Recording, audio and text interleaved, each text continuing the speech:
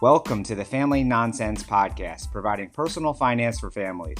Join Rich and James, who debate, relate, and make sense of the financial nonsense. All right, Rich, let's dive into today's episode. Will my retirement survive inflation? Everyone wants to know, everyone's getting scared, they're listening to the news. And we just want to know, are we going to be able to retire, or are we going to have to deal with this inflation problem once we kind of retire? Yeah, so with inflation over 8% right now, the answer would be no. None of us are going to survive retirement with the current inflation the way that it is, and that's why the Federal Reserve is so hawkish right now, increasing interest rates, because they know that they have to bring these numbers down.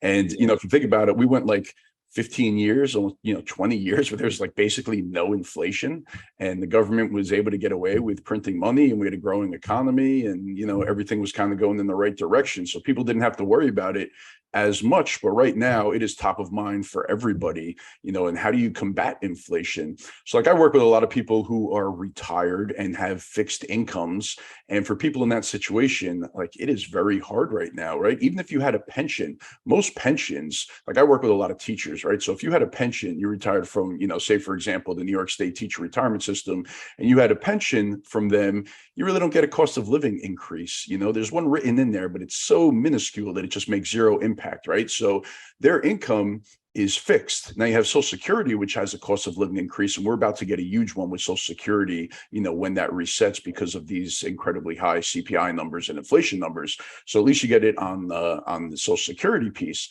But for us, for us youngins who have retirement ways away, there's no way unless inflation comes down. So, one thing I always like to look at is when projecting into the future is the rule of 72. I'm not sure if you're familiar with it, but basically what it is if you take 72, you divide it into a growth rate, into a percentage rate, it will tell you how long it takes before something will double, right? So very simple example. If you could earn an 8% rate of return in the stock market, then using the rule of 72 that it will take 9 years for your investment to double. So you drop 100 grand in the stock market, you get an 8% rate of return. It'll take 9 years for that 100 grand to grow into 200 grand, right? So that rule of 72. So if you're thinking about inflation, if we have a 3% inflation rate, right, and you take 72 divided by 3, that's 24 years, right? So you have to look at it 24 years from now, even at low inflation rates of 3%, the price of everything doubles. It's we don't really remember, 24, 25 years ago what the prices of things were, but they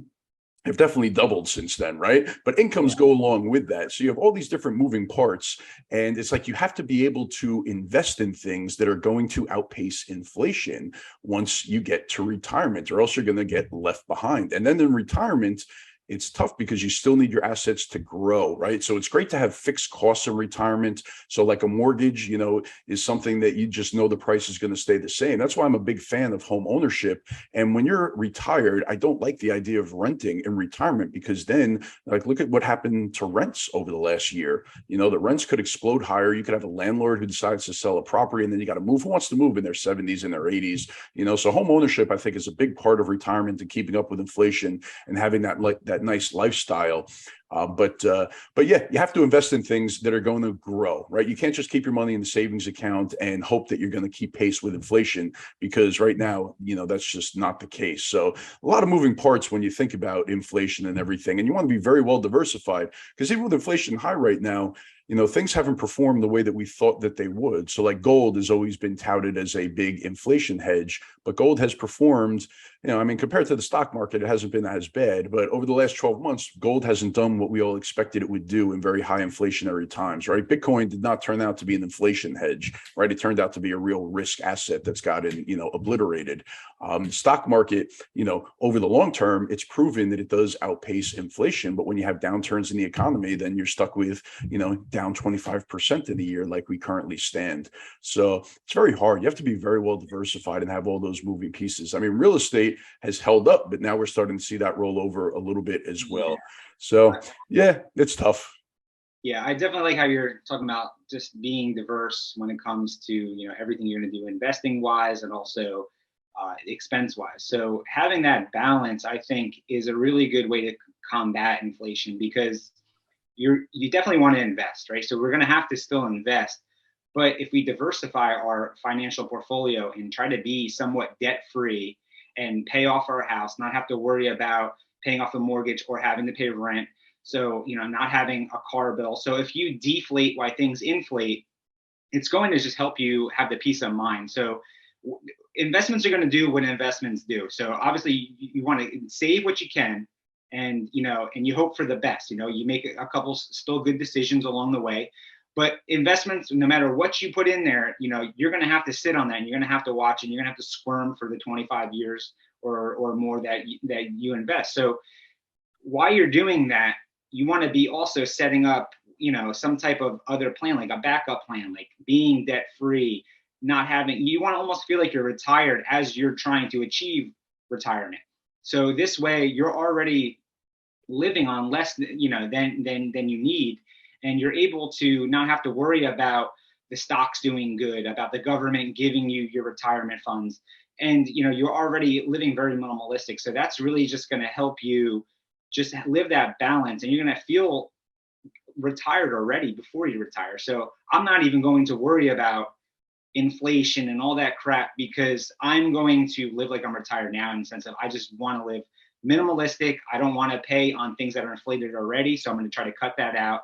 I'm still going to spend money, but I'm just not going to feel the pain already. So I'm worried about the now, not the future. So if I'm already trying to feel like I'm retired, then I'm going to be, set up for retirement in the future. I'm not going to worry about inflation.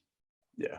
And, a big difference between our generation and younger and like our parents' generation is that, our parents had pensions, right? My father worked for IBM. He had a pension from IBM, and that took a lot of the burden off in retirement for him. Again, his pension doesn't have a cost of living increase. So it stayed steady for the last, 20 years since he's been retired. And then he has Social Security as well. For us, we're not going to have pensions, but a big difference with us and the younger generations is that we are choosing careers, or we are kind of forging our own way, where we're starting businesses, we have side hustles, we're doing things we're passionate about. And I see myself working until I die. It's like, I don't really see myself wanting to retire at age 65 or age 70. Like, I don't want to be grinding, and worrying about money on a month-to-month basis. But at the same point, I want to keep busy, and I should be able to still earn some kind of income doing things that I really enjoy doing and love. Even if it's not a tremendous amount of income, any income in that stage of life is going to carry a lot of weight at that point. So if you take that into consideration, hopefully Social Security will still be there. And I'm a big fan of delaying Social Security as long as you can, because that payment has that cost of living increase. So the longer you could delay it and then have that compound, I think is a great way to go. And there are other benefits to Social Security as well. It's just, we're all very worried that Social Security, it just isn't going to be the same by the time we get there or our kids get there. So it's just a big variable with that. But then the biggest point, which you just touched on, is not having any debt and having very fixed lifestyle expenses, so the things that you could control that are going to be fixed and known. And hopefully a lot of them are zero, like car payments and like a mortgage, and things like that, where, you just don't need that big amount of money that inflation isn't going to completely take you out. And if you're a homeowner at that point too, if we have high inflation, then property values, should keep up with that and go up with that as well. So, so I'm not as worried about inflation. But if you walk into retirement with debt, without a lot of money saved, still kind of grinding it out, then it's like, you're stuck. You're completely screwed.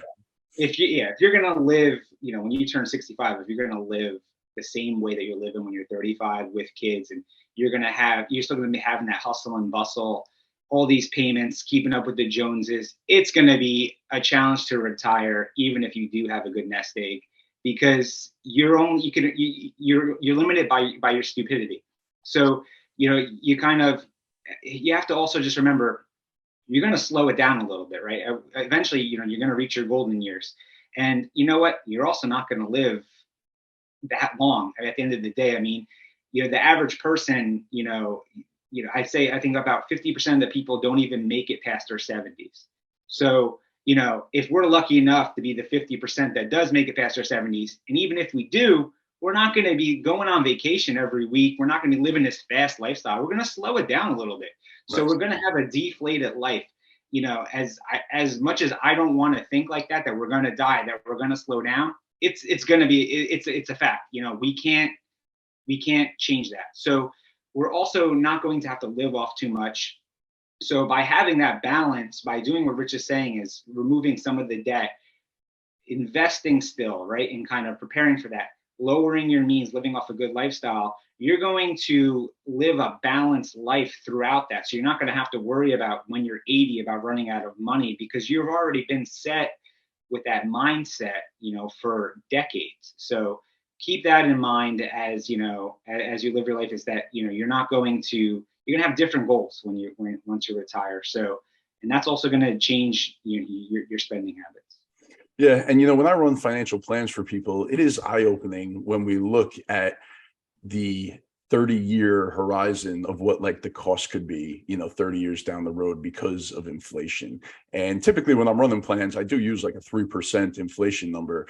But it's just like if somebody's spending, which I find most people are, $10,000 or more per month to live, because life is expensive when we're in our 30s and in our 40s and everything. Yeah. If you inflate that out over 30 years, right, with nothing changing, it's like, oh my God, it's like my $10,000 a month expenses for the same amount of goods and services that you're getting just because of inflation, that could be $22,000 a month. And then, retirement looks impossible, but it just doesn't work out that way, because your lifestyle, when you have a big house, 3 kids and expenses, everything pulling at you every which way, once you go into retirement, all of that is hopefully relieved from you, and you could live on much less, and then you have these stable forms of income. I always talk about when you retire, you have the go-go years right after retirement, where you want to be on the go, traveling the world, having fun, and enjoying life. And then you have the slow-go years a little bit after that, where you start to slow down a little bit. And then you hit the no-go years. Once you get into your 80s and stuff, you're not really going anywhere. You're not really doing too much. But with science, with everything going on, I mean, maybe me and you, maybe we will live to be 120, 130. Who knows? Who knows what will happen, right? But I'm not planning on it, Yeah. I mean, I hope that we do, and but we also want to make sure that we get everything in before it's not up to us, right? So we're more control now, so we want to have that balance, and we don't want to, at the same time, we don't want to put ourselves in a bad position when we do retire, right? So we want to have and revolve our spending habits, while we're this age, while we're younger, while we're in our 30s or 20s, while we have kids. And we also want to teach our kids this as well, throughout the process. So switching topics a little bit, a lot of people they're scared to invest, number one, because everything seems to be deflating at the moment. And when you invest, it seems to just like you're on a treadmill, you're going nowhere because of inflation. So people don't know what to do. They're waiting for the perfect time. Then they're, trying to invest in something very risky to just become rich overnight.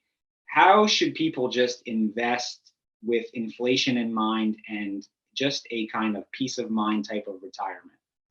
Yeah, so it's funny, over on my YouTube channel. So I have a YouTube channel, School of Personal Finance, and I just uploaded a video this morning, and the title of it was, stocks hit a new low, what to do now, right? And with us being down 25% for the year, people start to panic, they get freaked out. I was just talking about how, the third quarter just ended. You're going to get those quarterly statements and you're going to be like, oh no, like what is going on right now? Get me out of this crap. But that's the exact wrong thing to do. So in this kind of environment, it's almost like you have to take a step back and you have to just stick to the plan. So if you're young and you're saving for retirement, it just doesn't matter what's going on now. If anything, it presents an opportunity. So when the market's down 25% off of a high, it's a great time to be juicing up those 401k contributions, right? Continue to dollar cost average every 2 weeks, throw money into the market, set it and forget it, and not worry about it, right?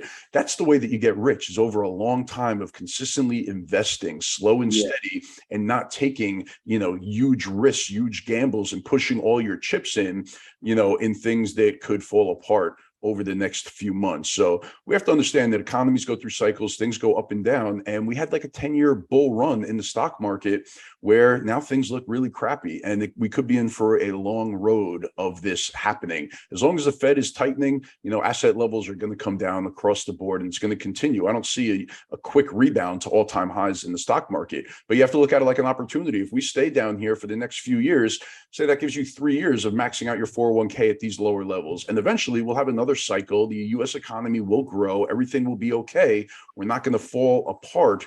And then you'll have these years of accumulation. When we have the next bull run, even if it's a decade from now, you'll have more shares, you'll have more money invested, and you'll enjoy that next run. So you just have to have a level head and not look at it like, oh, I lost this money. This is another thing I talked about in the videos, that a lot of people, they take their high water mark. They look at the highest their account value has ever been, and everything is gauged off of that, right? So then they see it go down, and they're like, oh, I'm down 25%. I lost $200,000 in my 401k. I want to throw up all over myself. But it's just not really how it is, right? Because over the last few years, you've made that money, and now you're giving it back, and it sucks, but now you're buying more, and then it's going to cycle around and go back up again. So it's just the way that it works. We go through these cycles, and sticking with it and investing over the long term, it's the way that people do grow their wealth and walk into retirement with a very large nest egg. It's the ones who panic and say, this isn't for me, I don't want to have anything to do with it. Those are the ones that find themselves, in that situation, that they are walking into retirement and they just don't have the assets that are needed in order to enjoy themselves. Yeah, it's really hard at this age to kind of worry about the future when the now is a mess, right? This is like my first big year of investing, so I've always been focused on debt or just being stupid with money. So I'm kind of through that season of my life. So now I'm trying to educate myself, and I'm investing, quite a bit. I'd say almost 50% of my income, trying to make up, and I'm getting beat up, through the stocks. I'm hearing, just with the politics are a mess. It looks very grim. There's competition I've never seen before in the stock market with NFTs, with crypto. So there's things that are taking future shareholders' attention, right? Of people that might not even care about stocks. And it's really hard and very painful for me to invest, because I'm seeing things that there's no history, right? To fall back on, right? We talk about how there's history of the 10% gains, every year. But all I've seen is the past 2 years of 15 or 5 to 15% losses. And that's all I know. And it's very scary and very painful. And, so anyone that's kind of going through that, we're very challenged at this age. And Rich, I know you've seen some really good years. So talk us off the ledge here, because like I haven't gotten any love from these investments. Like, this sucks. Yeah. Like I'm like losing opportunities to go on vacation. I'm losing opportunities to upgrade my house, and I'm seeing it go down the tube. I just put $4,000 into my kids, just investments for future. And I lost, for each of them, I lost about like $500 in like 2 weeks. Yeah. And like, I want to cry. Like, I feel like I screwed up my kids' future, because I only got a certain amount of army of dollar bills that can go for these kids, because I got to worry about me too. And I've just like, I feel like I screwed up. I mean, can you take me off the ledge here and help me out? Yeah. So, I mean, even if we just start with like portfolio constructions, like NFTs and Bitcoin and that stuff, I really do believe that you have to keep that to a minimum of your portfolio, because that is very high risk and we just don't know where it's going to go. Yeah. So 5% of your overall is the most that I would allocate towards that. Yeah. And then once we get past that and we have like an asset allocation that you're comfortable with, then we start talking about time horizon, right? So any money that you need in the next 3 years, you should have in savings accounts, cash equivalents. Even now, like treasury bills are paid, like a 2-year treasury bill is paying over 4% right now, which is pretty crazy. We haven't seen that in a very long time. Capital One 360 savings account is paying 2.15 right now. So you could get decent rates of return on your short-term cash, right? The money that you need in the next few years. But once we start moving out the timetable and time horizon, right, it starts to ease my anxiousness this about these investments because I know that over the long term that the economy will cycle back. And it's a shift in mindset where you feel like you messed up by, dropping $4,000 into, say, an S&P 500 index fund or a total stock market index fund, right? Because the last month has been pretty dismal. The last 2 weeks have really been dismal, right? So you feel like you messed up, but all you have to do is you have to shift that mind and say, wow, like I could add more money now at these lower prices. I'm going to buy more shares at lower prices and accumulate, right? You want to look at share price, not at the account value. So you want to accumulate shares, knowing that eventually the US economy will start to tick up again, and these shares will become more valuable over the long term. And if you have a 10-year time horizon or more, then you just have to look at these downturns as just an opportunity to buy more shares at lower prices. I know that it's hard. You have to have a leap of faith. You have to trust that the economy is going to bounce back and that it's not going to be different this time, because that's what you'll hear is, no, this time is different. Like the world is going to blow up and we're all going to be obliterated. It's different this time. But do you know how many people throughout history have said it's different this time, and it just didn't turn out to be different this time? So, the US, we're resilient, we're strong, we fight back, we figure out ways to move forward, right? And to get through the messes that we have, the political messes. This isn't the first time that we've had, gridlock like this, where the left hates the right and the right hates the left and we can't agree on anything. That's been like the history of the US, right? It's like we're always in this constant state. This is the first time that, presidents have Twitter handles, though. Yeah, exactly. Can you imagine if the presidents from back in the day had social media accounts? Yeah, right. It would be crazy. But so you can't look at it like I messed up, because you're looking at a very short-term time period, right? Like if you invested $100,000 in Bitcoin in November, and now your $100,000 is worth $20,000, that would be very painful right now, right? It would be, you'd be licking your chops and saying, I really messed up and I don't know if it's going to come back, right? But with the stock market, it's a little bit different. You don't see 80% price declines in the stock market. You just keep adding, you keep dollar cost averaging, and you have faith that it's going to turn out in the future, that it's going to turn out all right. So when you invest in large, broad index funds, you're not making big gambles on any one individual stock, right? You're buying a basket of 500 stocks, or, the total stock market index is almost 5,000 stocks that you buy when you just buy that one. Rich, is that like these stocks that you're talking about, they are like really good companies that you're investing in. I mean, these companies are not doing bad.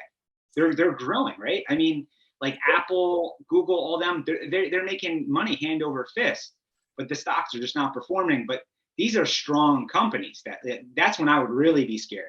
Yeah, I mean, and these, Apple losing money, and companies like that. The problem is, they ain't losing money over there. No, they're not losing money, but they're not growing at the same pace that they were. And the valuations, you can make the argument, have been very high for companies like Google and Apple and Amazon. But now they've come back a lot, so like even Apple's gotten beaten up very bad this week, just on the noise that they're slowing down production, or that they didn't need to juice up production for the iPhone 14 as much as they initially had thought. And the stock sold off, pretty big over the last week. I mean, Amazon, Google, they're down over 30% this year, and they are slowing down. Their growth rates are slowing down. When interest rates go up, these growth companies get hurt because their growth rate into the future that we're all counting on gets reduced because of these higher interest rates. So it brings down, the growth rates on these stocks, which brings down the valuations. And we've seen that with all stocks that don't really have earnings, right? These high flying names where during the pandemic, like the Zooms of the world and the Rokus and, these very high growth stocks where we were projecting out, big earnings into the future, but then you start raising interest rates and all of a sudden you start using different numbers when calculating the value of the stock, and they've all been beaten to hell over the last year. But when you buy into these funds, like a broad-based index fund, it's so well diversified where you're going to have some parts of the market that are going to suck, some parts that are doing well. They kind of offset each other a little bit. And you just hope that you're going to get that average growth, over the long term by investing in all of these things. Where if you were just very tech heavy, then the last month has been, terrible for you.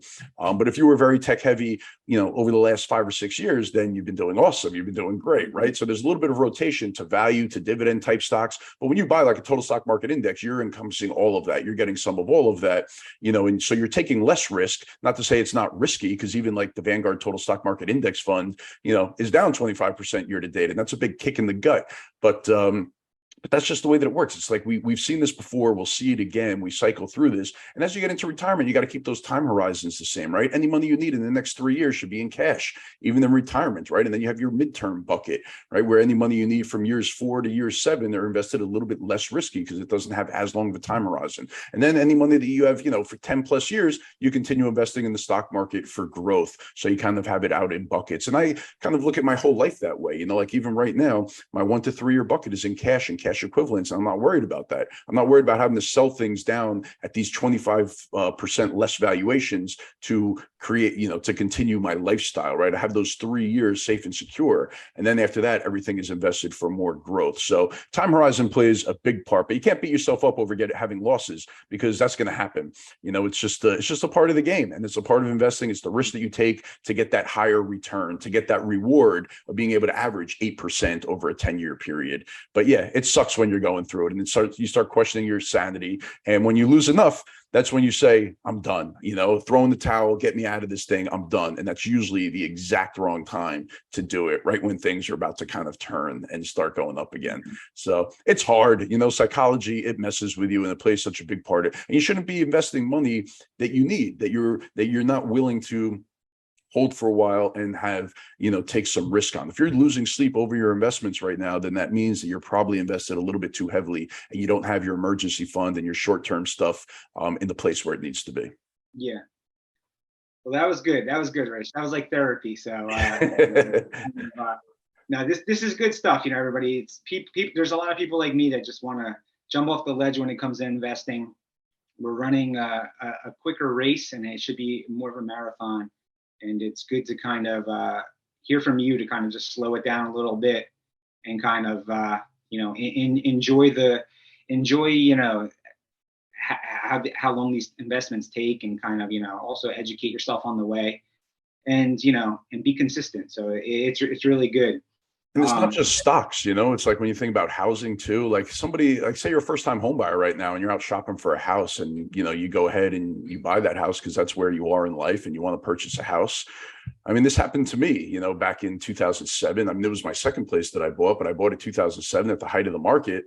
And you could be looking back, 5 years from now and say, oh, like I just got killed. I'm underwater. I made a terrible mistake, and, I'm miserable, and I hate real estate, and I hate buying a house, and I don't ever want to do it again because it's caused me so much stress. So timing is everything. And with stocks, I feel like right now, it's not a great time to jump all into the stock market, right? Especially if you don't have a high risk tolerance. That's why I love like 401ks, retirement accounts, dollar cost averaging, just doing it that way. But even with the houses that people bought in 2007, it took a while, but they eventually did come back. So that's why it's hard to look at your home as an investment. You look at it like a place to live, but over the very long term, it does create wealth for you because you're paying down your mortgage, and eventually, you'll be able to be debt free from your house, and maybe you parlay that into, you downsize into a smaller place going into retirement, and that does constitute a big piece of your nest egg going into retirement, where you have a house with no mortgage, you sell it, you downsize, now you have a smaller house with no mortgage, plus you have some money left over that you could use for those go-go years, right, and put off Social Security and let your investments continue to grow. So it all kind of comes together, but it sucks when you get the timing wrong, through no fault of your own, just because you're in that life stage, and you just gotta get through it, but yeah, I don't think this is an environment to push all your chips in on anything and to make any big bets. I think that it is a great environment though to continue maxing out retirement accounts and dollar cost averaging, and continuing to buy on dips and things like that, even though it feels miserable. Yeah, cool. Well, great insight. It's gonna wrap it up for this episode. So we hope this helps you and just educates you on the inflation and what it takes to kind of overcome these obstacles when it comes to retirement. So thanks again for your time, Rich. All right, man. Good seeing you. Enjoy the weekend, and I'll see you again next week. All right, see you. Take care. Bye-bye. Bye.